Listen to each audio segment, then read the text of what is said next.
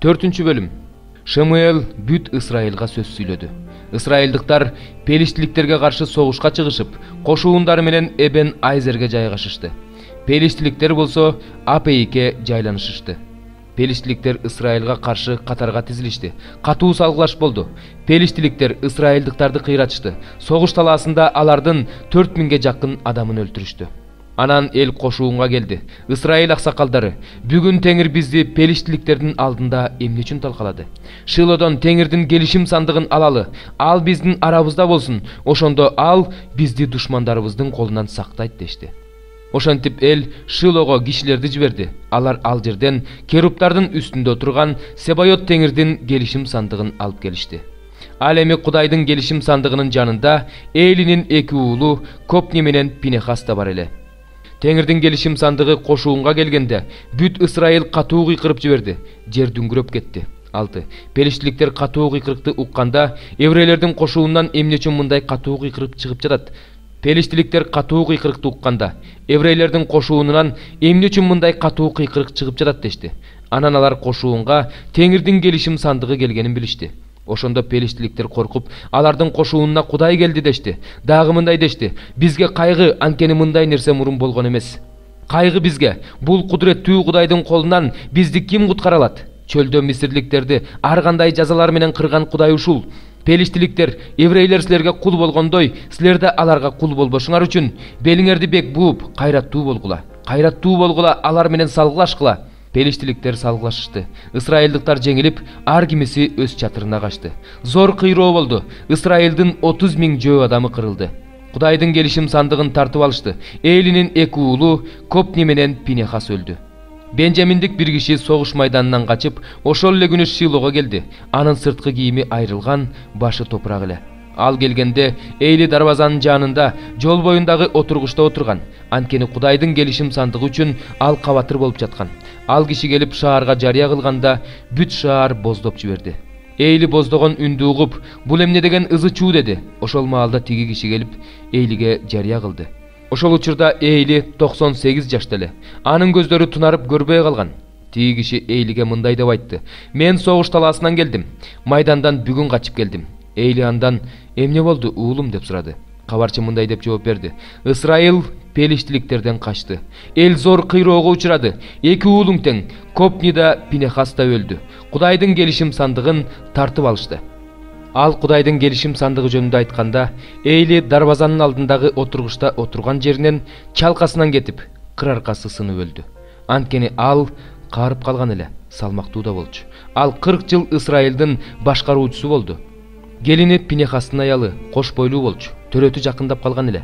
Ал Кудайдын келишим сандыгын тартып алышканын, кайнатасы менен күйөөсүнүн өлгөнүн укканда, тизейлеп жыгылып төрөп салды. Анткени күтүлбөгөн жерден толгоосу келип калган эле. Ал өлүп бара жатканда жанында турган аялдарга мындай дешти: "Коркпо, уул төрөдүң." Бирок ал жооп берген жок. Буга көңүл да бөлгөн жок. Теңирдин келишим сандыгы тартылып алынгандыктан, кайнатасы менен күйөөсү өлгөндүктөн Ысрайылдан атак даңк кетти деп ал балага Ихабот деген ат койду. Аял мындай деп айтты: "Ысрайылдан атак даңк кетти, анткени Кудайдын келишим сандыгы тартылып алынды." 4 бөлүм. Анда атабыз Ыбрайым жөнүндө эмне демекчибиз? Жердеги жашоосунда ал эмнеге ээ болду? Эгерде Ыбрайым иштери аркылуу акталса, ал мактоого ээ, бирок Кудай алдында эмес. Ыйык жазууда эмне деп жазылган? Ыбрайым Кудайга ишенди, ошол ишеними ага адилдик катары эсептелинди деп жазылган. Иш кылган адамга эмгек акы ырайым катары эмес, тийиштүү эмгек акы катары берилет. Ал эми иш кылбаган, бирок мыйзамсыз адамды актай турган Кудайга ишенген адамдын ишеними ага адилеттик катары эсептелинет. Кудай иштерине карабастан адил деп эсептеген адамдын бактылуу экендиги жөнүндө Дөөт пайгамбар мындай деп айткан: "Мыйзамсыз иштери кечирилип, күнөөлөрү жабылган адам бактылуу. Күнөөсүн Теңир мойнуна салбаган адам бактылуу. Бул бакыт сүннөткө отургузулгандарга тиешелүүбү, же сүннөткө отургузулбагандарга тиешелүүбү? Анткени биз Ыбрайымга ишеними адилдик катары эсептелинди деп айтып жатабыз. Ал качан адил деп эсептелинген? Сүннөткө отургузулгандан кийинби же ага чейин элеби? Сүннөткө отургузулгандан кийин эмес, сүннөткө отургузулганга чейин. сүннөт белгисин ал ишеним аркылуу адилдиктин мөөрү катары алган. Анын бул ишеними сүннөткө отургузула элегинде эле бар болчу. Ошентип ал сүннөткө отургузулбаган ишенгендердин атасы болуп калды. Ошондуктан алар да адил болуп эсептелинишет. Ал сүннөткө отургузулгандардын атасы, бирок сүннөткө отургузулуу менен эле чектелгендердин эмес, атабыз Ыбрайымдын сүннөткө отургузула элегинде эле ээ болгон ишенимдин жолу менен бара жаткандардын да атасы. Анткени Кудай Ыбрайымга жана анын тукумуна мен силерге бүт дүйнөнү мураска берем деп убада кылган. Бул убадага мыйзамды аткарган үчүн эмес, ишенимдин негизинде акталгандыгы үчүн берилген. Эгерде мыйзамды аткаргандар мурасчы болушса, анда ишенимдин пайдасы жок, убаданын күчү жок. Себеби мыйзам каарды келтирет, ал эми мыйзам жок жерде мыйзамды бузуу да жок. Ошентип убада ишенимдин негизинде ырайым боюнча берилет. Ошондуктан ал мыйзамдын бийлиги астында жашагандарга гана эмес, баарыбыздын атабыз болгон Ыбрайымдын ишеним менен жашаган тукумуна да тиешелүү. Ыбрайым жөнүндө ыйык жазууда мындай деп жазылган: мен сени көптөгөн элдердин атасы кылып койдум. Ал өлгөндөрдү тирилтүүчү, жок нерсени бар нерсе катары айткан Кудайга ишенген. Ыбрайым үмүттөнгөдөй эч нерсеси жок болгон учурда да сенин тукумуң ушунча көп болот деп айтылган сөзгө үмүт менен ишенгендиктен көптөгөн элдердин атасы болуп калды. 100 жашка жакындап калган Ыбрайым балалуу болуу курагынан өтүп кеткенин жана Сааранын бала төрөө курагынан өтүп кеткенин көрсө да ишениминен тайган эмес. Ишенбестик кылып Кудайдын убадасынан шектенген эмес, тескерисинче бекем ишенип Кудайды даңктаган. Кудайдын өз убадасын аткарууга кудурети жетерине толук ишенген. Ошондуктан ал ишеним аркылуу адил деп эсептелинген. Адил деп эсептелинди деген сөз бир эле ал үчүн эмес, Теңирибиз Ыйсаны өлгөндөрдүн арасынан тирилткен Кудайга ишенген биз үчүн да жазылган жана бизге да тиешелүү. Ыйса биздин күнөөлөрүбүз үчүн өлүмгө кыйылган жана акталышыбыз үчүн тирилген. 43 бөлүм. Жеремия бүт элге өздөрүнүн Кудай Теңиринин бүт сөздөрүн, өз аркылуу аларга айтырып жиберген сөздөрдүн баарын айтып бергенде, Ошая уулу Азария, Кареях уулу Жаканан жана бардык адепсиз адамдар Жеремияга мындай дешти: сен калп айтып жатасың. Биздин Кудай Теңирибиз сени Мисирге барбагыла, ал жерде жашабагыла деп айттырыш үчүн жиберген жок. Нериянын уулу Барух болсо бизди казимдердин колуна салып берип, бизди өлтүрүш үчүн же бизди Бабылга туткундап кетиш үчүн сени бизге каршы тукуруп жатат. Ошентип Кареях уулу Жаканан бүт аскер башчылары бардык эл Теңирдин жүйүт жеринде калгыла деген үнүн укпай коюшту. Анан Кареях уулу Жаканан өзүнүн бүт аскер башчылары менен кайсы элдердин арасына куулуп кетсе, ошол элдердин арасынан кайрадан жүйүт жеринде жашаш үчүн кайрылып келген жүйүттөрдүн бүт калдыгын, кайтаруучулардын башчысы Небузарадан Сапан уулу, Акикам уулу Гедалия менен калтырган эркектерди, аялдарды, балдарды, падышанын кыздарын жана Жеремия пайгамбарды, Нерия уулу Барухты алып Мисир жерине жөнөштү. Анткени алар Теңирдин үнүн укпай коюшту. Ошентип алар Такпанкеске келип жетишти. Ошондо Такпанкесте Жеремияга Теңирден сөз болду: колуңа чоң таштарды ал, аларды жүйүттөрдүн көз алдында Такпанкестеги фараондун үйүнө кире бериш жердеги баткакка жашырып кой. Анан аларга мындай деп айт: Исраилдин Кудайы Себайот Теңир мындай дейт: мына мен киши жиберип өзүмдүн кулум Бабыл падышасы Небухаднецарды алып келип, анын тагын өзүм жашырып койгон мына бул таштардын үстүнө коем. Ошондо ал таштардын үстүнө өзүнүн чатырын тигет. Ал келип Мисир жерин талкалайт. Өлө турган адам өлүм жазасына тартылат, туткунга кете турган адам туткунга кетет, кылычтан өлө турган адам кылычтан өлөт. Анан Мисир кудайларынын бутканаларына от коем. Ал от аларды өрттөп жиберет, өздөрүн болсо туткун кылат. Койчу өз кийимин кийгендей ал Мисир жерин киет. Анан ал жерден тынч чыгат. Мисир жериндеги Бейт Шемеш таш тирөөчтөрүн талкалайт. Мисир кудайларынын бутканаларын өрттөп жиберет. 17 Забур. Ырчылар тобунун башчысына, Кудайдын кулу Дөөттүн Теңир аны бардык душмандардын жана Шабыл падышанын колунан куткарып алганда Теңирге ырдаган ырынын сөзү.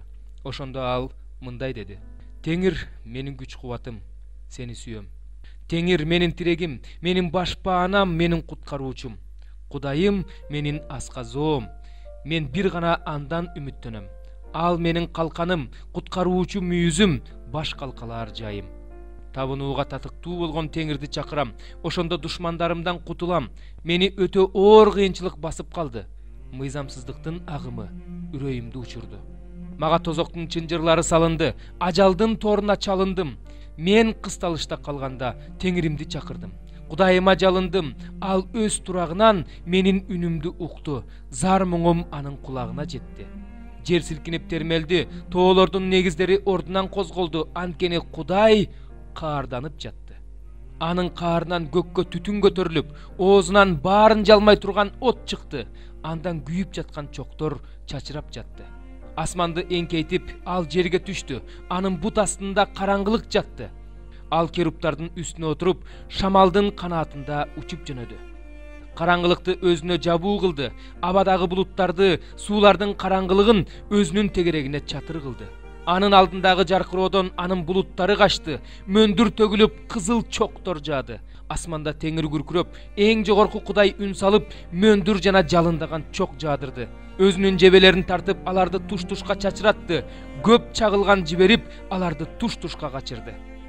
Сенин каардуу үнүңдөн, сенин каардуу рухуңдун илебинен суу башаттары ааламдын негизи ачылды. Ал асмандан колун сунуп, мени алды. Мени чоң суулардан тартып чыгарды. Мени күчтүү душманымдан, менден алда канча күчтүү болгон, мени жек көрүүчүлөрдөн куткарды. Алар мага башыма мүшкүл түшкөн күнү каршы чыгышты. Бирок Теңир мага жөлөк болду. Ал мени кең жерге алып чыкты, мени куткарды, анткени ал мени жакшы көрөт. 21. Теңир менин чындыгыма жараша тиешелүүсүн берди, колумдун тазалыгына жараша белек берди. Анткени мен Теңирдин жолун сактадым, Кудайымдын алдында ыймансыз болгон эмесмин, анткени анын бардык осуяттары менин алдымда. Анын мыйзамдарынан баш тартпадым.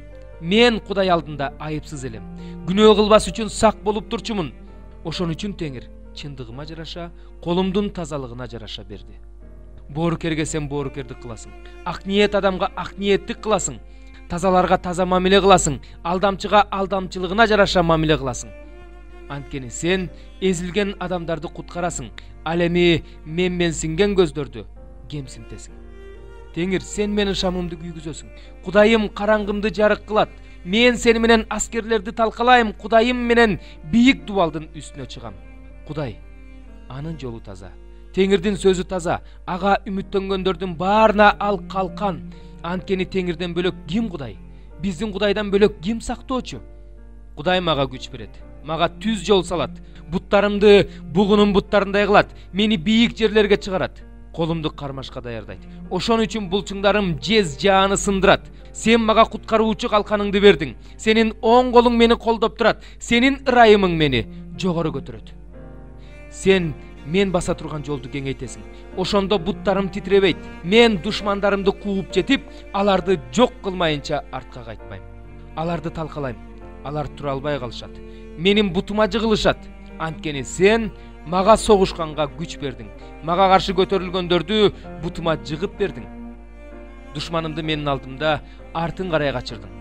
Мени жек көргөндү кыйратып жатам. Алар боздоп жатышат. Бирок куткаруучусу жок. Кудайга жалынып жатышат, бирок ал аларды укпайт. Аларды топуракты сапыргандай сапырдым. Көчөдөгү балчыктай тебеледим. Сен мени эл козголоңунан куткарып алып, башка урууларга эл башы кылдың. Мен тааныбаган эл мага кызмат кылып жатат. Алар мен жөнүндө бир кабар угушаары менен мага баш ийишет. Бөтөн элдер менин алдымда жасакерленишет. Бөтөн элдер кумсарып, өздөрүнүн сепилдеринде титиреп отурушат. Теңир дайым тирүү. Менин коргоочум даңкталсын, мени куткарган Кудай даңазалансын. Мен үчүн өч алган, бөтөн элдерди багындырып берген Кудай, мени душмандарымдан куткарган Кудай даңкталсын. Сен мени өзүмө каршы чыккандардын үстүнө койдуң. Мени катаал кишиден куткардың. Ошон үчүн Теңир, сени даңктайм. Бөтөн элдердин арасында сенин ысымыңды даңктап ырдайм. Падышаны улуу жеңиш менен куткарган, өзүң майлаган дөөткө жана анын укум тукумуна түбөлүккө ырайым кылган сени даңктап ырдайм.